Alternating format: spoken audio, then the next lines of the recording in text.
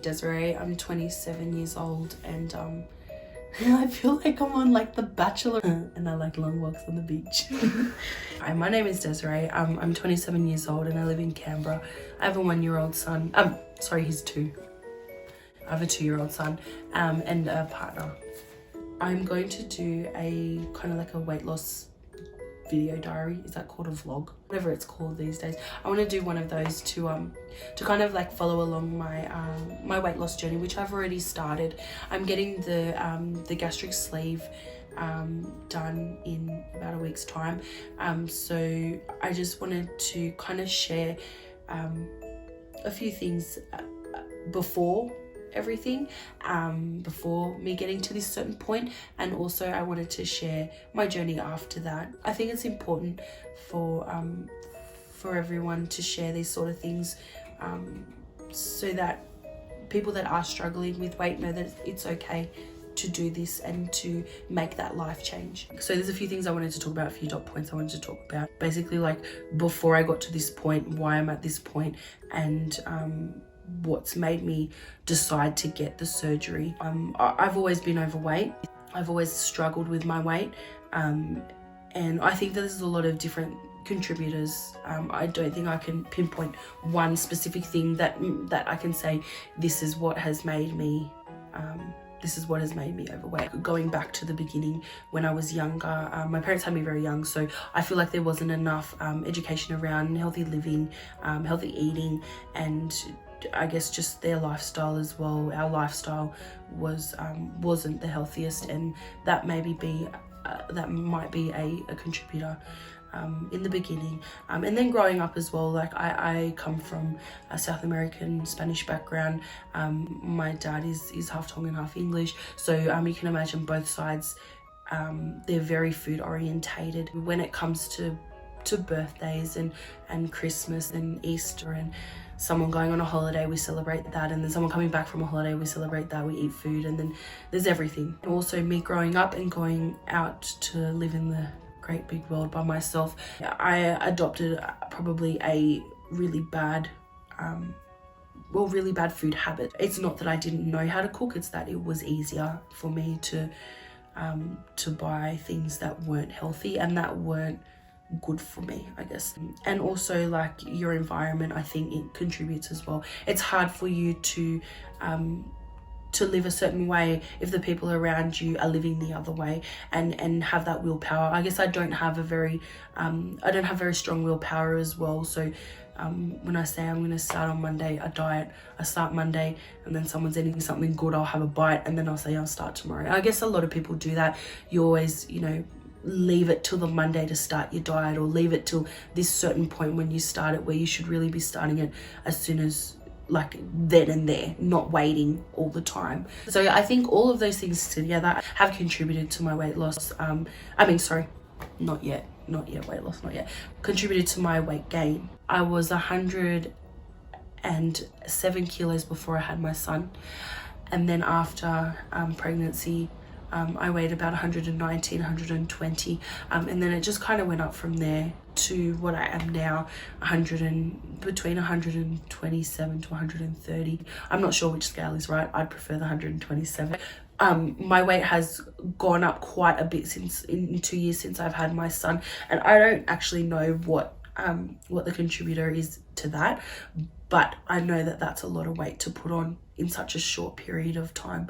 So I wanted to change the way I live and my lifestyle and the way I eat, not only for myself, but for, obviously, what everyone does it for their family, for themselves and for their family. Like, I want to be around for my son, and like, it's actually embarrassing not being able to do certain things with him, and now he's very young, so it's okay. But I guess as he gets older, I don't want that to be an issue for our family. That's why I'm wanting to change, and that's why I'm taking this step to get the surgery.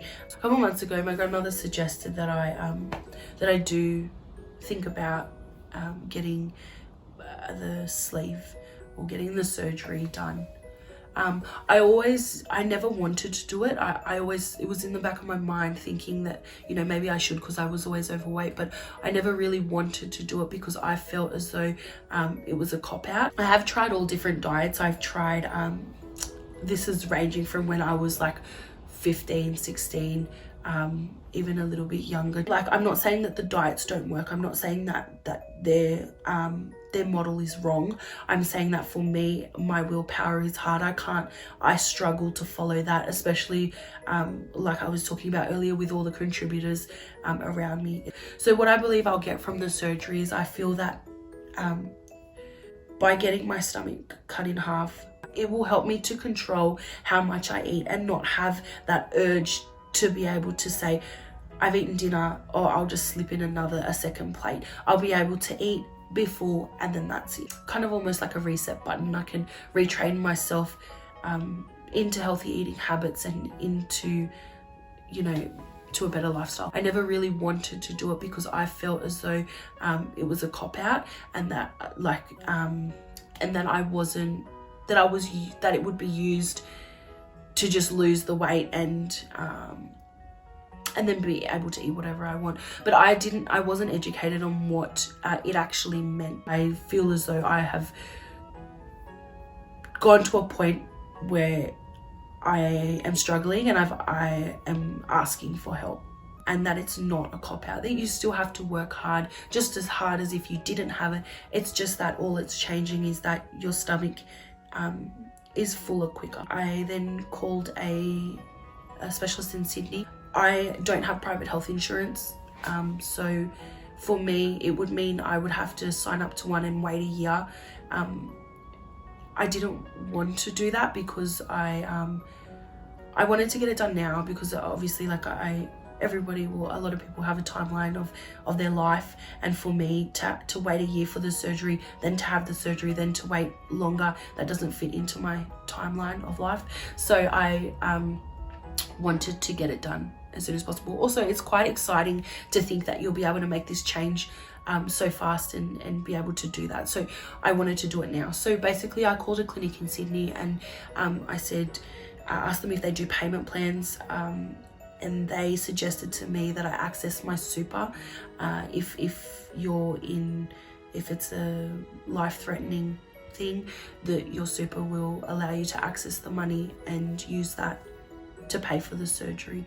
So I then organized with my doctor to get referred to a specialist. They referred me to a specialist in Canberra, and then from there I had to go to an information session, which was really interesting because it gave me a lot of insight into the different types of surgeries, and also like I said, that it's not a cop-out, that you actually do have to work. And if you have the surgery and you don't work hard, you won't lose anything anyway, so you may as well save your money. For me, this is like reality now, because it's the hardest part. I mean, like I said, from going from one extreme to the other, from being able to have no restrictions and eat whatever you want, to not eating anything. And I mean, in the first day, I started to realize how much I eat during the day without even thinking about it. In the morning when I make my son toast, I always make myself some as well. And then when I get him a snack, I always get myself a snack. So not being able to have those when I'm doing that for my son, it makes me realize how much food I eat. I'm actually really struggling with it quite a lot, because for me, like, even not being able to have something as simple as olive oil, I mean, I can, but it's a tiny bit in comparison as to how much I would have normally.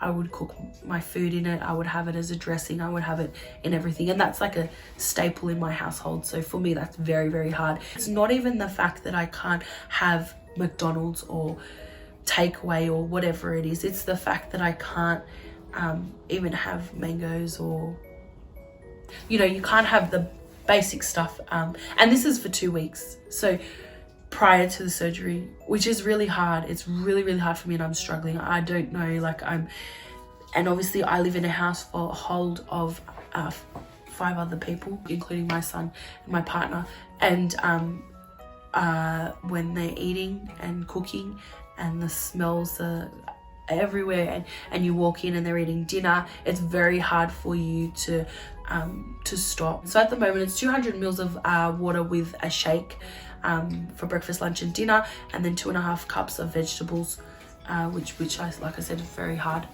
The next part of this journey is my surgery. So my surgery will be in a week as of tomorrow. The change with the surgery and then being able to eat dinner before and not having to go for seconds or not going for dessert just because you're still hungry, that will be great. But I'm also really scared because for my whole life, for 27 years of my existence, I have been able to enjoy those times with my family, with food. And like I said, I think that's a really big thing in my family is celebrating certain events with food, and making this choice to do this surgery. I won't be able to enjoy that anymore. Obviously, those events aren't just about food. It's about your family being together, and it's about a whole lot of other things, whatever the event's for.